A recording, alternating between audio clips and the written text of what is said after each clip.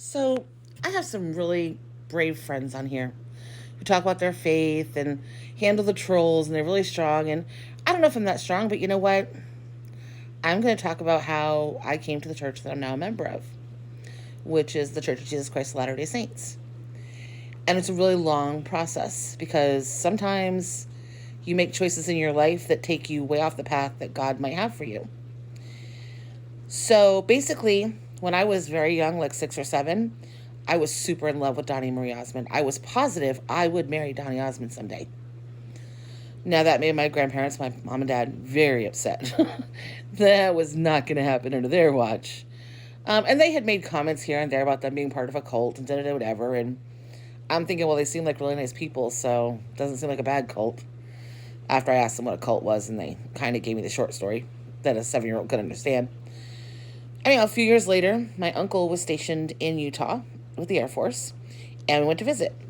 And I was about 10-ish. And so we did the Temple Square tour thing, went to go see it. And I remember wanting to go inside that temple so bad.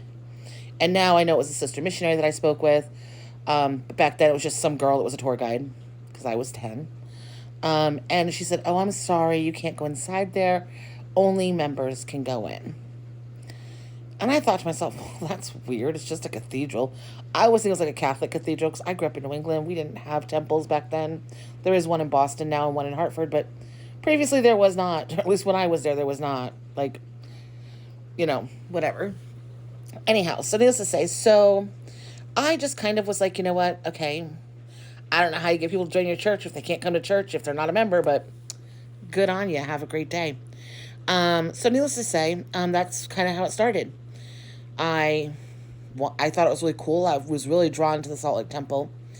And I remember seeing the commercials like all my life where it was like these happy families, like family time, learn more at Church of Jesus Christ of Latter day Saints and stuff like that.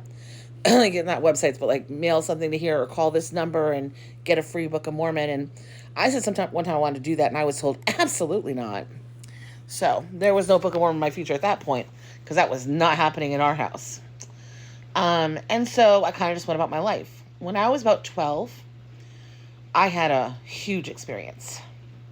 Like, one of those experiences that makes you go, okay, maybe this whole God thing is real. I'm going to kind of make it sort of pseudo short because I don't want to make this a huge long video. But basically, I was really having a struggle. I grew up in a congregational church. I was really struggling with having a female pastor who did not like me. I mean, I wore Laura Ashley dresses and stuff to church and into Sunday school. And if you're from a child that grew up in the 80s and 90s, early 90s, you know what that is. It's very modest clothing. But I was told I was trying to attract boys with that dress. And no, I just didn't want to be there anymore. Everything I did was wrong. I was her last in line of the kids in the church she liked. And so it was really hard for me to kind of adjust to being someone everybody liked to this person not liking me at all. So then in return, I didn't like her. So I really kind of was like, well, God wouldn't put someone like that in front of his church. Like, that doesn't make any sense. Well, my friend was Catholic, and she gave me like a rosary. And she was like, well, I use these when I'm frustrated, and I use them to pray. And I'm like, well, how do you do it? She's like, well, I can't really teach you all the prayers because it's a lot, but just hold on to them and pray. And I'm like, well, how do I do that? Like, I didn't really know how to pray. We hadn't really been taught to pray. Like, you put your hands together and you say the Lord's Prayer, and that's it. Like, that's what I knew. Excuse me. And that's what I was, going to do. So I did. But I was kind of like at this point where I was really just going to test God.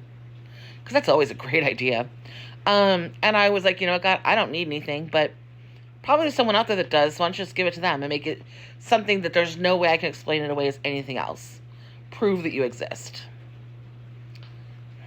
Yeah, I was like 12, okay? Like, I was 12. And that night, I woke up in the middle of the night, and my whole room was lit up with this bright light.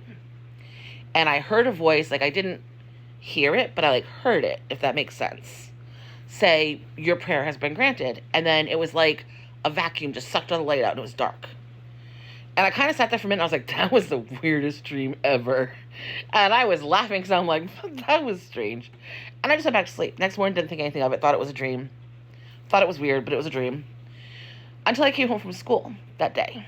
And my mom was running around the house. You got to change your clothes, get out of your school clothes, put on your play clothes. We got to go.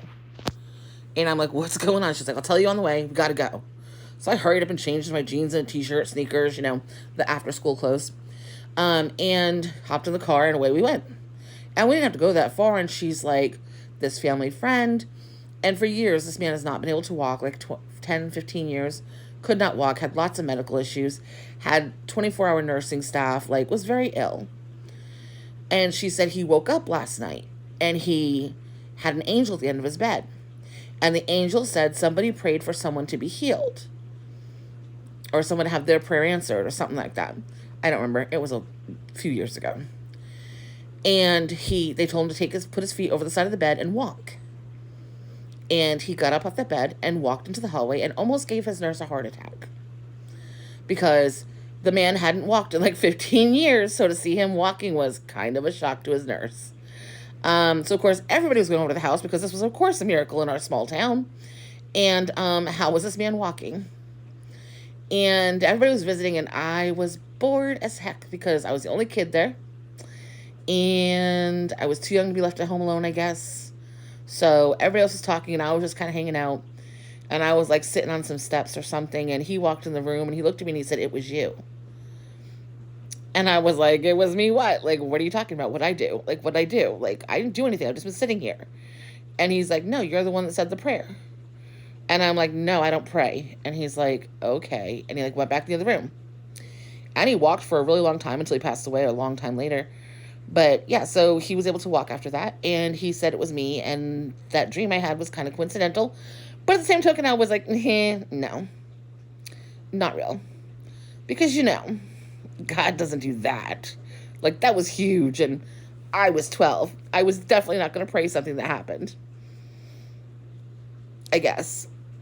Next part.